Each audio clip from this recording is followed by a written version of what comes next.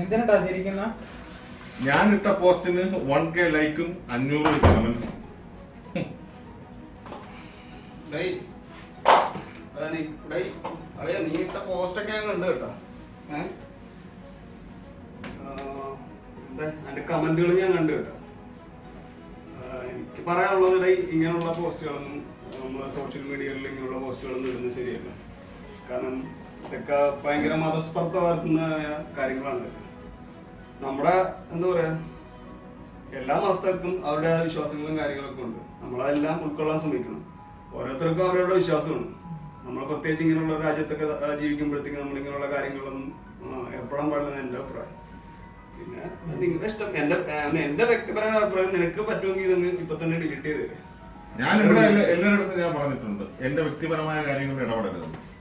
ഇത് എന്റെ FB post, എനിക്ക് ഇഷ്ടമുള്ളത് പോസ്റ്റ് ചെയ്യും, ഇഷ്ടമുള്ളപ്പോൾ ഞാൻ നോക്കി.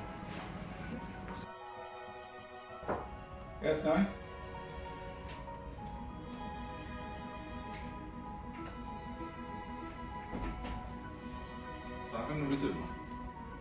വിളിപ്പിച്ചായിരുന്നു.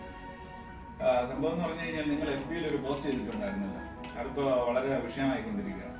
അപ്പോൾ താങ്കൾ ഈ ഇവിടെ കമ്പനിയിൽ വർക്കിന് വന്നിട്ട് ഇത്തരത്തിലുള്ള പ്രവൃത്തികൾ ചെയ്യുന്നത് കമ്പനിക്ക് വളരെയധികം മോശം പേരുണ്ടാക്കിയിരിക്കുകയാണ്.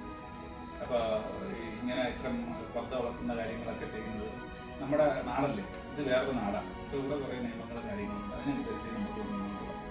അപ്പോൾ ഇപ്പോൾ ഈ താങ്കൾ ഇനി കമ്പനിയിൽ തുടർന്ന് കൊണ്ടുപോകാനായിട്ട് വളരെ ബുദ്ധിമുട്ടാണ്. അപ്പോൾ അതുകൊണ്ട് താങ്കൾ ഒരു ലോങ് ലീവിന് വിടാനാണ് കമ്പനിയുടെ തീരുമാനം. അല്ല, ഞങ്ങൾക്ക് ഒന്നും ചെയ്യാൻ പറ്റില്ല. കാരണം എന്ന് പറഞ്ഞു കഴിഞ്ഞാൽ താങ്കൾ ഇവിടെ വന്നത് ഒരു ജോലി ചെയ്യാനോ സമ്പാദിക്കാനും താങ്കളുടെ കുടുംബത്തിന് നോക്കാനോ ഒക്കെയാണ്. പക്ഷേ താങ്കൾ അതെല്ലാം മറന്നിട്ട് ഇത്തരത്തിലുള്ള സ്പർദ്ധ വളർത്തുന്ന കുറേ കാര്യങ്ങൾ ചെയ്ത് ഈ കമ്പനിയെ തന്നെ ഇല്ലാതാക്കാനാണ് താങ്കളുടെ ശ്രമം. കാരണം ഇത് കാരണം ഈ താങ്കൾ ചെയ്ത പോസ്റ്റ് ഇപ്പോൾ ഇവിടെ എല്ലായിടത്തും എത്തിയിട്ടുണ്ട്. ഇതിൻ്റെ എത്തേണ്ടുന്ന സ്ഥലങ്ങളിലെല്ലാം എത്തിയിട്ടുണ്ട്. അവിടെ നിന്നൊക്കെ ഞങ്ങൾക്ക് വിളി വന്നുകൊണ്ടിരിക്കും. അപ്പോൾ സോറി, താങ്കളെ ഞങ്ങൾക്ക് ഇവിടെ കണ്ടിന്യൂ ചെയ്യാൻ സാധിക്കത്തില്ല. സോ ഈ ക്യാൻ ഗോ നൗ. ഓക്കെ. പിന്നെ PR താങ്കളുടെ ടിക്കറ്റും പാസ്പോർട്ടും റൂമിൽ എത്തിച്ചു തരും. ഓക്കെ.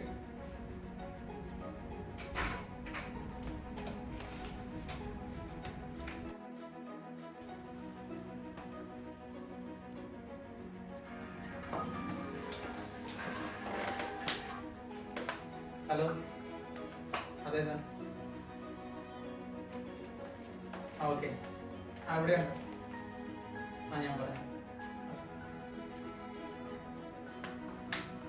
സാറാ വിളിച്ചിരുന്നു ഓഫീസിൽ നിന്ന്. എൻ്റെ പാസ്പോർട്ടും ടിക്കറ്റും കൊണ്ട് ഓഫീസിൽ നിന്ന് വരുന്നു. അവിടെ ആരും തിരക്കി ചെന്നിരുന്നു. എൻ്റെ അടുത്ത് പെട്ടെന്ന് റെഡി ആവാനായിട്ട് പറഞ്ഞു. അവരിപ്പോൾ ഇങ്ങോട്ട് വരും. ഇന്ന് തന്നെ പോകേണ്ടി വരും കേട്ടോ.